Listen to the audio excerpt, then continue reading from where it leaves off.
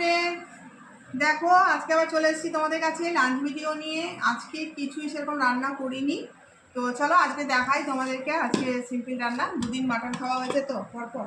এই যে দেখো, এই যে দেখো ঝরঝরে ভাত, গরম ভাত, আর সঙ্গে রয়েছে এই দেখো ঢ্যাঁড়স ভাজা, একদম কুড়মুড়ে কুড়মুড়ে ঢ্যাঁড়স ভাজা। দেখছো কি সুন্দর কুড়মুড়ে, একদম আওয়াজ দেখছো?